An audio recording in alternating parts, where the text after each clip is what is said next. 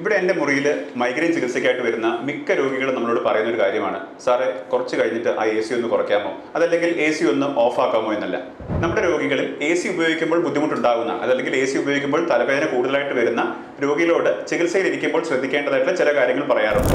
ആ കാര്യങ്ങളാണ് ഈ വീഡിയോയിൽ ഷെയർ ചെയ്യുന്നത്. ഒന്നാമതായിട്ട്, കാറിൻ്റെയും മറ്റും AC ഡയറക്റ്റ് ആയിട്ട് വെന്റ് നമ്മുടെ മുഖത്തേക്ക് അടിക്കുന്നത് പോലെ വെക്കാതിരിക്കുക. ഒരുപാട് ചൂടുള്ള സമയത്തെല്ലാം നമ്മൾ ഫാൻ കൂട്ടി വെക്കുകയും AC വെന്റ് നമ്മുടെ മുഖത്തേക്ക് നേരെ, അതായത് നെറ്റിയുടെയോ കവിളിൻ്റെയോ നേരെ കൃത്യമായിട്ട് വെക്കുകയും ചെയ്യുന്നത് കാണാറുണ്ട്.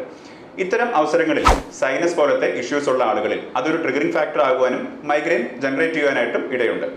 നമ്മുടെ വീട്ടിൽ AC ഉപയോഗിക്കുന്ന ആളുകൾ, പ്രത്യേകിച്ച് വിദേശത്തെല്ലാം ജോലി ചെയ്യുന്ന ആളുകളിൽ വീട്ടിലും ഓഫീസിലും യാത്രയിലും എല്ലാം AC ഉപയോഗിക്കുന്ന ആളുകളാണ്.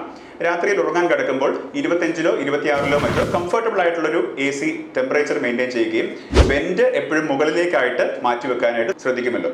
ഓഫീസിലായിരിക്കുമ്പോൾ ഒരുപക്ഷെ നമ്മൾക്ക് ടെമ്പറേച്ചർ റെഗുലേറ്റ് ചെയ്യാനായിട്ട് സാധിക്കാത്ത ആളുകൾ ഒരുപാട് ബുദ്ധിമുട്ടുകൾ പറയാറുണ്ട്. പ്രത്യേകിച്ചും സെൻട്രലൈസ്ഡ് AC മറ്റും ആകുമ്പോൾ കൺട്രോൾ നമ്മളുടെ കയ്യിലില്ലാതെ വളരെയധികം തണുപ്പിന്റെ അടിയിൽ ഇരുന്നു കൊണ്ട് ഓഫീസിൽ പോകുന്ന ദിവസങ്ങളെല്ലാം അവർക്ക് തലവേദന ഉണ്ടാകുന്നു എന്ന് പറഞ്ഞു കേൾക്കാറുണ്ട്.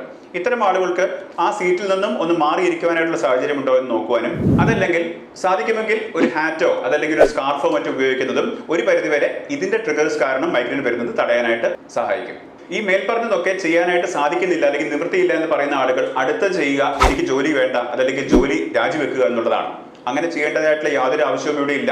കൃത്യമായിട്ടുള്ള രോഗനിർണയവും ചികിത്സയും നിങ്ങളുടെ മൈഗ്രെയിനെയും ഇത്തരത്തിലുള്ള ട്രിഗറുകളെയും വളരെ നല്ലതായിട്ട് മാനേജ് ചെയ്യാനും കൺട്രോൾ ചെയ്യാനായിട്ട് നിങ്ങളെ ഹെൽപ്പ് ചെയ്യുന്നതാണ്.